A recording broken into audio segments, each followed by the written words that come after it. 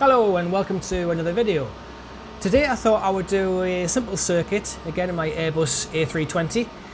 A simple circuit of Newcastle Airport, which I'll show you the quick route off here.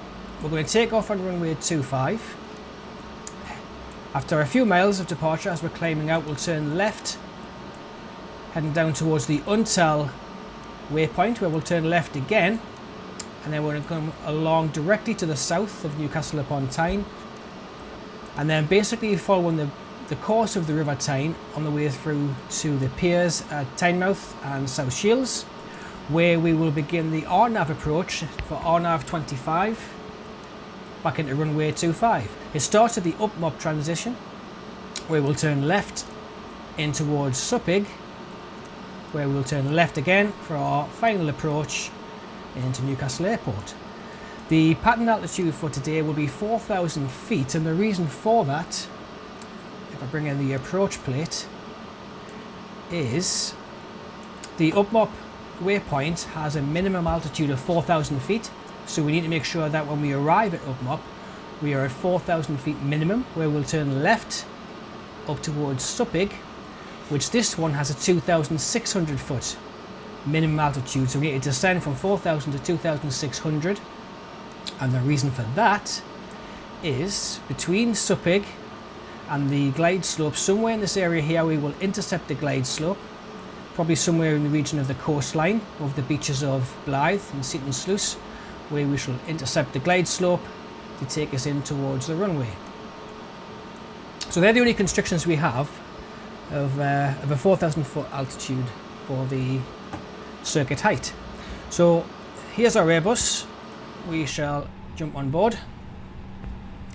The autopilot panel I've already got set for a 200 knot airspeed and a 4,000 foot altitude, and the flight management system already has our flight plan programmed in. Our radio navigation is already set for 111.5 with a course of 246. That's the information for our ILS when we get ready for that. So we're all looking pretty good, and I think we're ready for takeoff.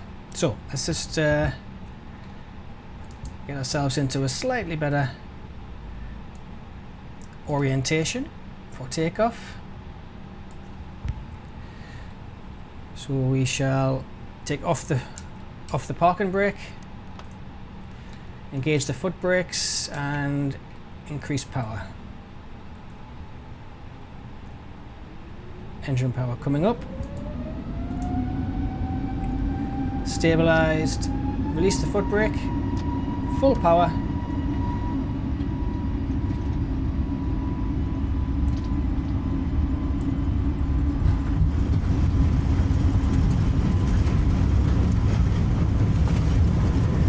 So we've got our airspeed advancing there, heading up towards 140 knots, where we shall rotate 15 degrees nose up. Positive rate of climb, gear up. We shall reduce to climb power. Turn the radios off, don't need them today. Engage the autopilot, where we are now beginning our left hand turn towards our first waypoint at Untel. It's engaged the speed automatic there, which I don't want to do. I want 200 knots manual control.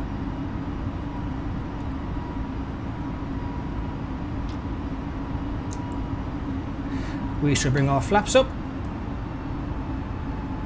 You can see the blue triangle on the airspeed ribbon there, 200 knots. That's what we've got set in there. And here we are turning in towards Untel.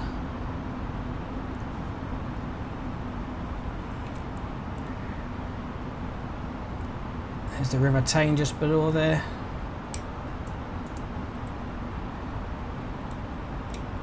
So we're stable at 200 knots, and as you can see as well, we have got 4,000 feet.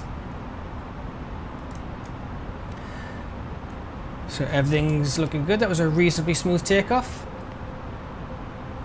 heading out over the Tyne Valley there. We're getting ready for our next left-hand turn, which will take us along a southerly parallel path to the River Tyne. And here's our left-hand turn now. That's Bladen, we see below there. That's the running track at Bladen. We've got the Metro Centre over here, and the A1 running alongside it there.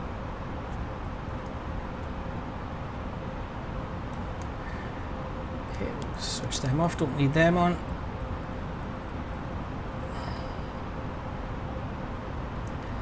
.200 knots, 4,000 feet steady, left-hand turn, heading in towards the Upmop waypoint, which is just off the coast at Tynemouth and South Shields. Got a few clouds today, but just light clouds. There's the River Tyne here, and the city of Newcastle. The gates are just to the south. Levelling out. Looking good. St James's Park there, and the town moor. Newcastle Central Station, and you can just make out past below there the bridges over the River Tyne.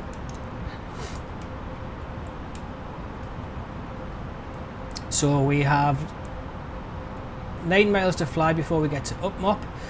4,000 feet was the restriction, which we're in line with, still at 200 knots.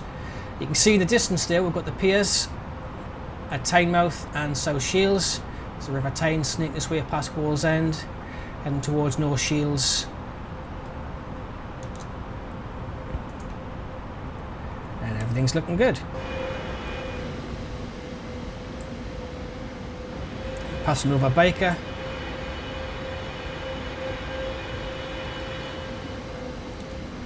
Jarrah and Hebburn.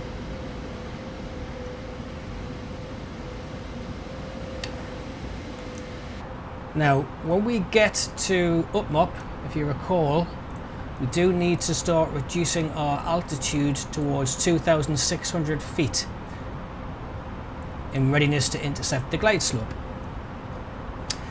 In readiness for that, I shall engage the ILS receivers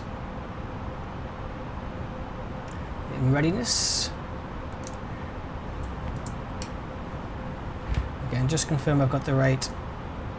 Oh, it's not there. 111.5 into the frequency, and 247 is the course for the ILS. That's them in. So that's set. Now, this blue diamond and this blue diamond, this is the glide slope, this is the localizer. The glide slope is below us, so as you can see we're too high because we need 2,600 feet, and we're presently to the right as it stands of the runway because we're not lined up. That will change as we get closer. So I'm going to now think about setting the autopilot for 2,600 feet when we begin our turn, which we're beginning to now. I shall engage that and we will start descending towards 2,600 feet because we're now at the coast, and we will turn parallel with the coast. As you can see, the glide slope is now in effect coming up because we are descending.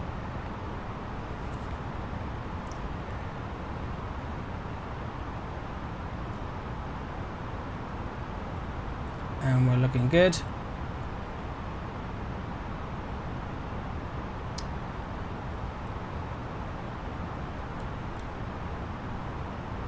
Okay, so we're now running parallel with the seafront. We've got Tynemouth, Whitley Bay, St Mary's Island there with the lighthouse, where we then arrive at the Seaton Sluice area, which is going to be very, very close to our next turn point, which, as you can see on here, is approaching. It's Suppig.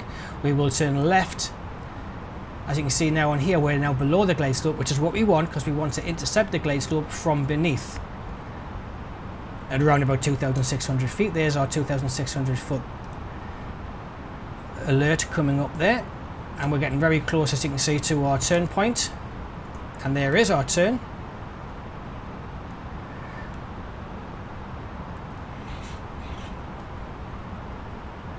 So we'll allow that to come through. We're now below the glide slope perfectly. In a second, the localizer diamond will start tracking in towards the center as this path comes up.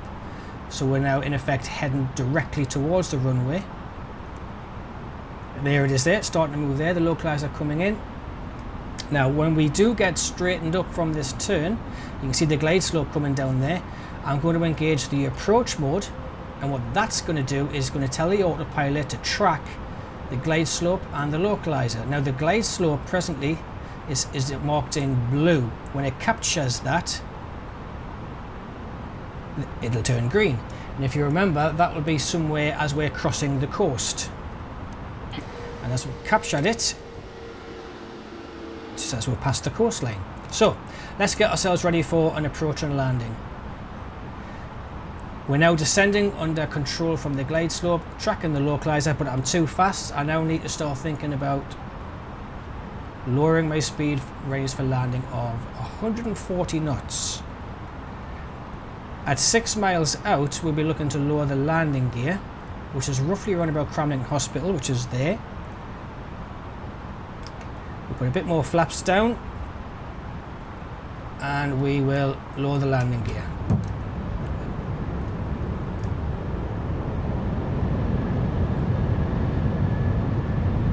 Okay, you can see the speed reducing there because of all the extra drag that's going out the aeroplane.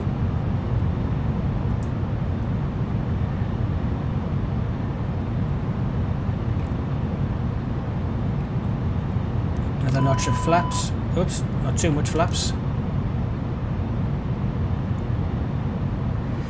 Okay, we're still on the localizer, still on the glide slope. Got Big Waters Nature Reserve come up there. 1,000 feet. I'm going to disengage the autopilot in a second. We've got the A1 running through there as we cross over. And autopilot is out. We should go full flaps. And we're manually flying in now. Check I've got my speed brake armed, which it is. So the spoilers will deploy the second my wheels touch the runway. I'm holding at 140 knots. Tracking the centre line now because the autopilot is no longer doing that. It needs to be me. And as you can see, I'm dropping below the glide slope, so I'm just pulling the nose up a touch. See that green, the purple diamond? It's coming down there. Tracking the centre line. The trick here is to look at the far end of the runway. That should help me get on the centre line. Look into the distance. As I cross the threshold, I'm going to reduce the throttles to idle. There it is. I'm looking 50, at the far end of the 40, runway. 30, 20. That's the target point 10, there. 5. Just missed it. Touchdown. Front wheels down, reverse thrust. Spoilers are out. At 60 knots. Thrust reverse off. And we're rolling in. I can bring our flaps fully up. Finished with them. And here's our exit taxiway.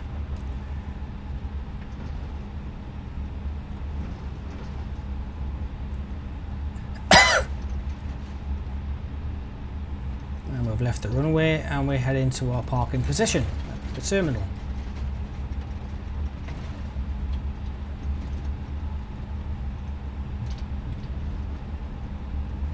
And we'll put ourselves into gate number 7, which is just right in front of us.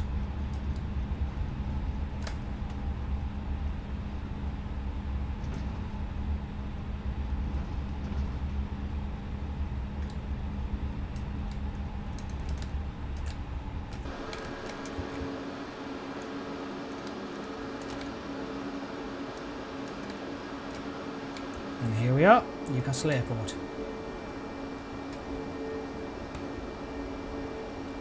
Okay, there you go, simple circuit of Newcastle International Airport using runway 25.